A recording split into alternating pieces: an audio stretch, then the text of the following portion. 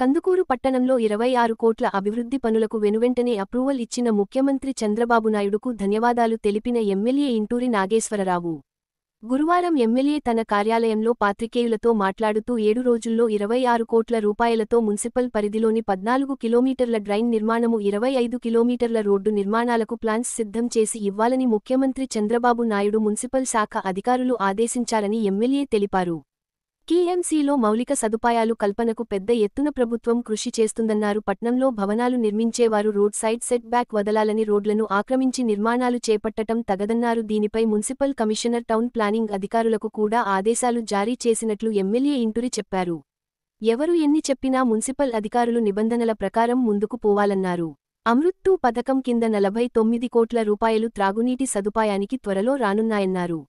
MRF ప్లాంటుకు కొత్త మిషన్లను అమర్చడమేగాక రాష్ట్రాన్ని చెత్తరహిత రాష్ట్రంగా ఈ అక్టోబర్ 2 నాటికి సీఎం చేయనున్నారని ఎమ్మెల్యే చెప్పారు. మంజూరు చేయకుండా పనులు జరగని పరిస్థితి. ఆ విధంగా కాకుండా గౌరవ ముఖ్యమంత్రి వర్యులు నారా చంద్రబాబు నాయుడు గారు చెప్పిన దాని ప్రకారం ఈ మున్సిపాలిటీ డెవలప్మెంట్ చేయాలని చెప్పి గౌరవ మంత్రివర్యులు నారాయణ గారికి చెప్పడం జరిగింది. ఇమీడియట్గా నిన్న నెల్లూరు కార్పొరేషన్ అధికారులను, అలాగే కూడా చైర్మన్ గారిని, మన ఎవరైతే టౌన్ ప్లానింగ్ అధికారులను అందరినీ కూడా పిలిపించి మమ్మల్ని కూడా దాంట్లో ఇన్వాల్వ్ చేసి ఏవైతే ఇంపార్టెంట్ వర్క్స్ ఉన్నాయో ఐడెంటిఫై చేస్తే దాంట్లో 14 కిలోమీటర్లు డ్రైన్లు రావడం జరిగింది. అలాగే 25 కిలోమీటర్లు రోడ్లు కూడా. ఎందుకంటున్నామంటే రోడ్లు వస్తే టౌన్లో ఎప్పుడో అప్పుడు తెలుగుదేశం పార్టీ ఆనాటి ముఖ్యమంత్రి నారా చంద్రబాబు నాయుడు టైంలోనే ఈ జన్మభూమి వర్కులు కానీ, ఆ తర్వాత మళ్ళీ 2014-19 టైంలో తెలుగుదేశం పార్టీ ప్రభుత్వంలోనే మ్యాక్సిమం రోడ్లు వేసాం. ఇంకా మిగిలిపోయి ఉన్నాయి, 20 కిలోమీటర్ల రోడ్లు మిగిలిపోయి ఉంటే ఈరోజు గౌరవ మంత్రివర్యులు ఇమీడియట్గా 26 కోట్ల రూపాయలకి ఇమీడియట్గా అప్పులు తీసుకొని మా దగ్గర అప్పులు చేయించుకోమని చెప్పడం నిన్న మేము చాలా సంతోషంగా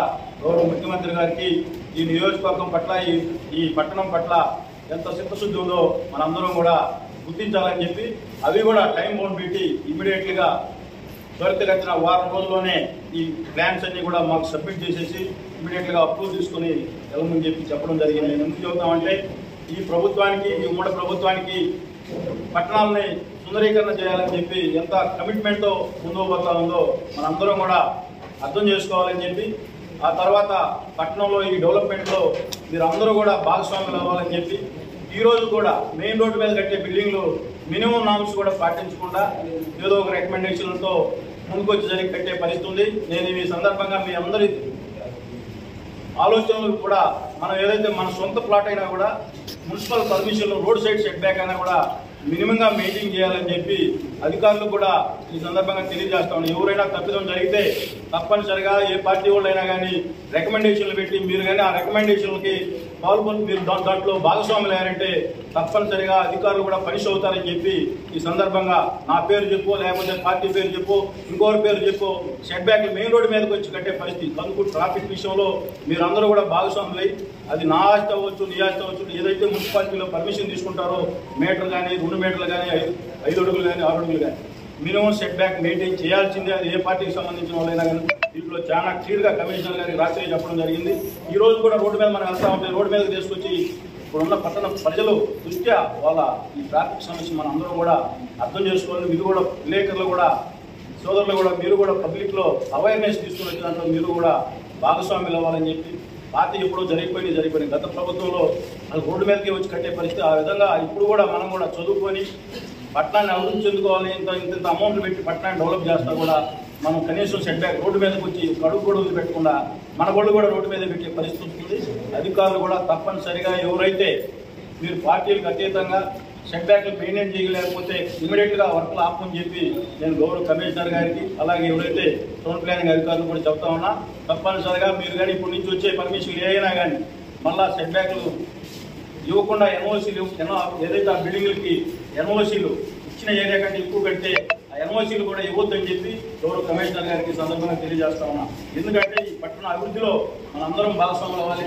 ఒక కమిట్మెంట్ ఈ పట్టణాన్ని డెవలప్ చేయాలని ఒక ఆలోచనతో మనం ఇంత అమౌంట్లు గవర్నమెంట్ నుంచి రిక్వెస్ట్ చేసుకొని తెచ్చి ఖర్చు పెడతా ఉన్నాం. అది పట్టణ ప్రజలకు అవసరాల కోసం ఉపయోగపడాలని చెప్పి, అలాగే అమృత్ 2లో కూడా 49 కోట్ల రూపాయలు ఈ పట్టణానికి మౌలిక వసతులు ఏవైతే టౌన్లో కుంటల సుందరీకరణ, అలాగే పార్కుల సుందరీకరణ, చివరి ఇంటికి కూడా ట్యాప్ వాటర్ నీళ్ళు ఇవ్వాలని చెప్పి మళ్ళా రెండో వాటర్ ట్రీట్మెంట్ ప్లాంట్ కూడా మన మున్సిపాలిటీకి అప్రూవ్ కూడా చేయడం జరిగింది. రాబోయే రోజుల్లో ఈ కందుకూరు పట్టణాన్ని సుందరీకరణలో మీరు అందరూ కూడా భాగస్వాములు అవ్వాలని చెప్పి ఈ సందర్భంగా తెలియజేసుకుంటూ మున్సిపల్ అధికారులు కూడా మీ ద్వారా కూడా తెలియజేస్తా ఉన్నా, ఎవరైనా కూడా ఇన్ఫ్లుయెన్స్ చేసినా కూడా ఎవరి ఇన్ఫ్లుయెన్స్ కూడా మీరు కలగొద్దని చెప్పి ఈ సందర్భంగా తెలియజేసుకుంటూ, అలాగే పట్టణంలో ఈ మురికి శుభ్రత పర్పస్ మొన్న ఎంఆర్ఎఫ్ ప్లాంట్ గౌరవ ముఖ్యమంత్రి గారు ప్రారంభోత్సవ కార్యక్రమం చేయడం జరిగింది.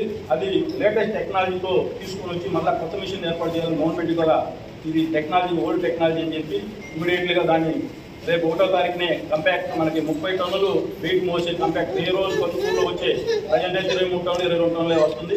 ఏ రోజు ఆ రోజు ఆ కంపాక్ట్లో గుంటూరు తరలించే పరిస్థితి అది గవర్నమెంట్ ఇస్తుంది. అది మున్సిపాలిటీ ఓన్లీ మెయింటెనెన్స్ కానీ టౌన్ కూడా చాలా పరిశుభ్రం అవబోతా ఉంది. రేపు గౌరవ ముఖ్యమంత్రి గారు అక్టోబర్ 2కి దేశంలోనే ఈ ఆంధ్రప్రదేశ్ చెత్తలేని ఆంధ్రప్రదేశ్గా ఒక పరిశుభ్రమైన ఆంధ్రప్రదేశ్గా తీర్చిదిద్దాలని చెప్పి దాంట్లో రేపు మే 1వ తారీఖున ఫస్ట్ ఇచ్చే లిస్టులోనే మనకు కూడా కంపాక్ట్ ఇవ్వడం జరుగుతుంది. దానికి గౌరవ మంత్రివర్యులు మన నారాయణ గారికి, అలాగే గౌరవ ముఖ్యమంత్రి వర్యులు ఈ పట్టణానికి ఇంత నిధులు ఇచ్చినందుకు కందుకూరు నియోజకవర్గం కందుకూరు పట్టణ ప్రజల తరఫు నుంచి హృదయపూర్వక ధన్యవాదాలు తెలియజేసుకుంటూ సెలవు తీసుకుంటాం.